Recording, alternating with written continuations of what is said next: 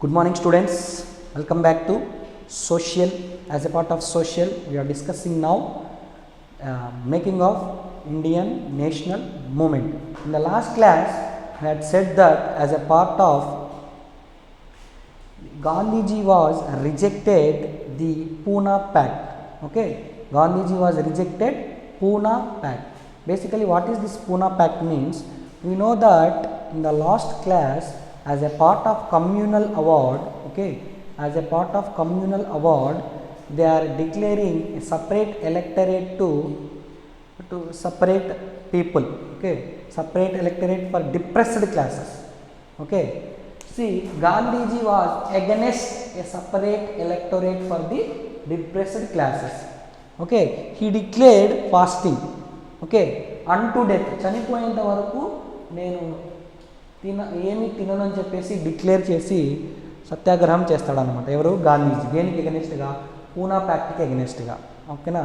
అప్పుడు పండిత్ మదన్ మోహన్ మాలవ్య ఏం చేస్తాడంటే ఒక కాన్ఫరెన్స్ కండక్ట్ చేసి అన్ని క్యాస్టెస్ వాళ్ళని, పొలిటికల్ పార్టీస్ని పిలిచి ఒక మీటింగ్ అనేది ఏర్పాటు చేస్తారు.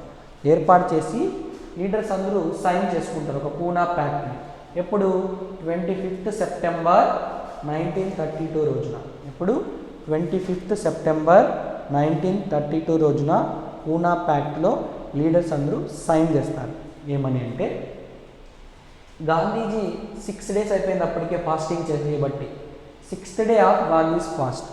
ఈ పూనా ప్యాక్ట్లో మెయిన్ ప్రొవిజన్స్ ఏంటంటే, డిప్రెస్డ్ క్లాసెస్కి ప్రొవిన్షియల్ లెజిస్లేచర్లో, అంటే హయ్యర్ లెజిస్లేచర్లో, ఇప్పుడు ఎలాగైతే ఇక్కడ మనకి ఎమ్మెల్యేస్ ఎంపీస్ ఉంటారు, లెజిస్లేచర్, టాప్ లెజిస్లేచర్ ఉంటుంది, రాజ్యసభ ఉంటుంది, లోక్సభ ఉంటుంది. ఫర్ ఎగ్జాంపుల్ కంపేర్ చేసుకోవడానికి చెప్తున్నాను నేను. అలాగా టాప్ లెవెల్లో ఉన్న లెజిస్లేచర్లో 148 సీట్స్ రిజర్వ్ చేస్తున్నారు. తర్వాత 18% ఇన్ ద సెంట్రల్ లెజిస్లేచర్, సెంట్రల్లో 18% అన్నా, ఓకేనా. లోయర్ లెవెల్ ప్రొవిన్షియల్లో 148 సీట్స్ని డిప్రెస్డ్ క్లాసెస్కి రిజర్వ్ చేస్తున్నాము అని చెప్పేసి డిక్లేర్ చేసుకొని సైన్ చేసుకుంటారు, ఓకేనా. ఇది ఏది? Poona pact. Clear everyone? Poona pact అందరికి అర్థమైందా? పూనా ప్యాక్ట్ యొక్క మెయిన్ ఉద్దేశం ఏమంటే, డిప్రెస్డ్ క్లాసెస్కి యొక్క లెజిస్లేచర్లో, నథింగ్ బట్ అసెంబ్లీలో మాకు రిజర్వేషన్ కావాలి అని చెప్పేసి సీట్స్ని అలాట్ చేయాలని చెప్పేసి ఉన్నారు. కానీ గాంధీజీ మాత్రం దానికి ఎగనెస్ట్గా ఉన్నాడనమాట. అలా క్యాస్ట్ వైజ్గా డివైడ్ చేయకూడదు అని. కానీ తప్పదు, మదన్ మోహన్ మాలవ్య కాన్ఫరెన్స్ని ఏర్పాటు చేసి అన్ని క్యాస్టెస్ వాళ్ళని పిలిపించి, అన్ని పొలిటికల్ పార్టీస్ని పిలిపించి డిస్కషన్ చేసి 148 సీట్స్ని లోకల్ లెవెల్ ప్రొవిన్షియల్ లెజిస్లేచర్లో రిజర్వేషన్ ఇచ్చాడు. 18% సీట్స్ని రిజర్వేషన్ ఇచ్చాడు ఇందులో సెంట్రల్ లెజిస్లేచర్లో. Okay, this is about Poona pact. ఈ పూనా ప్యాక్ట్ తర్వాత ఎప్పుడు జరిగింది పూనా ప్యాక్ట్? 1932లో. 1935లో గవర్నమెంట్ ఆఫ్ ఇండియా యాక్ట్ 1935 అనేది వచ్చింది. ఈ act, according to this act, మనకి ఫెడరేషన్ ఆఫ్ ఇండియా అనేది ఒకటి ఎస్టాబ్లిష్ చేస్తున్నారు. ఎవరు? ఈ కాంగ్రెస్ పార్టీ వాళ్ళందరూ ఉన్నారు కదా, ఓకే. ఈ మన సెషన్స్ జరుగుతూ ఉంటాయి కదా నాన్న ఎవ్రీ ఇయర్. కాంగ్రెస్ పార్టీ ఉంది కదా మనకి, జవహర్లాల్ నెహ్రూ లీడర్షిప్తో ఆ కాంగ్రెస్ పార్టీ వాళ్ళందరూ 50%, ఆ కాంగ్రెస్ పార్టీ మెంబర్స్, తర్వాత 50% ప్రిన్సిలీ స్టేట్స్, అక్కడక్కడ ఇంకా రాజులు పరిపాలిస్తూ ఉండేవాళ్ళు అప్పట్లో, వాటిని ప్రిన్సిలీ స్టేట్స్ అంటాం. వాళ్ళు తర్వాత కాంగ్రెస్ పార్టీ వాళ్ళందరూ కలిసి ఈ యొక్క ఫెడరేషన్ ఆఫ్ ఇండియా అనేది ఒకటి ఏర్పాటు చేసుకున్నారు.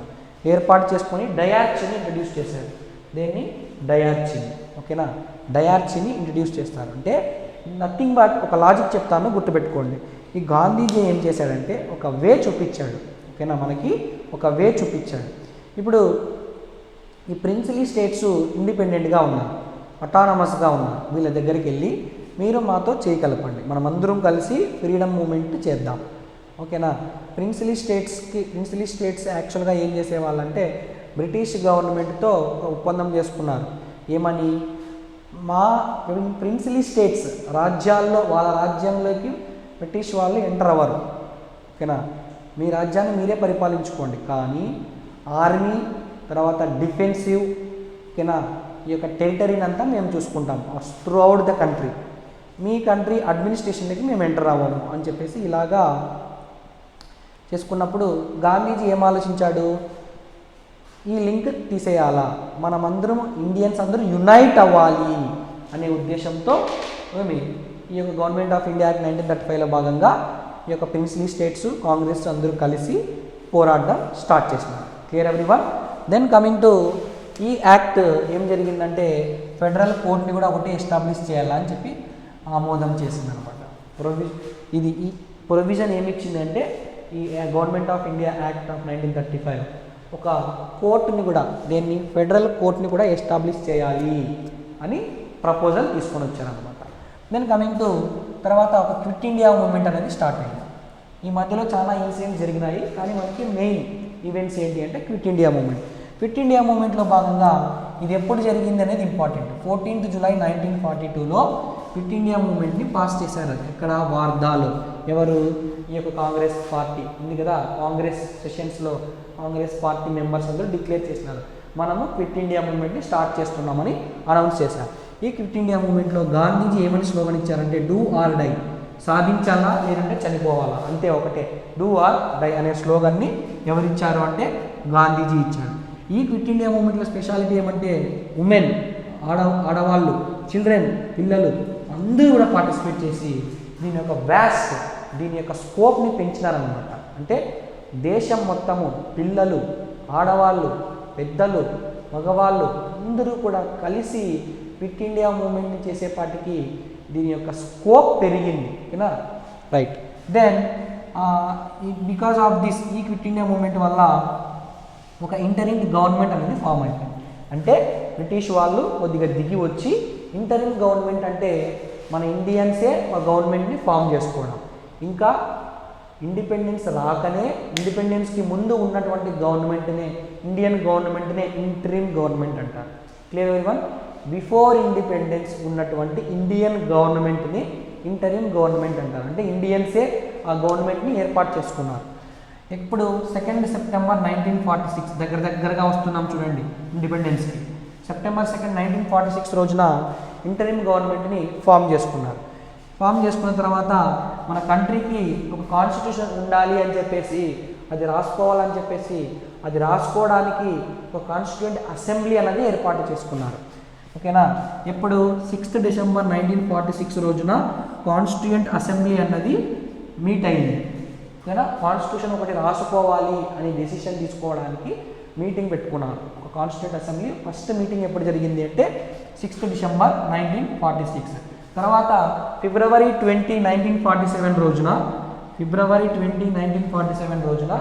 బ్రిటిష్ ప్రైమ్ మినిస్టర్ అయినటువంటి అత్లీ డిక్లేర్ చేశాడు. ఏం డిక్లేర్ చేశారంటే బ్రిటిష్ అన్నది క్విట్ ఇండియా, ఇండియాని క్విట్ చేస్తుంది అని చెప్పేసి డిక్లేర్ చేశారనమాట. Clear everyone? Quit India. తర్వాత 3rd June 1947 రోజున 3rd June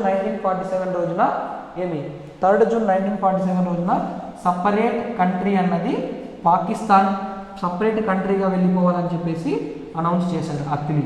clear everyone? Okay, we will meet in the next class. Thank you.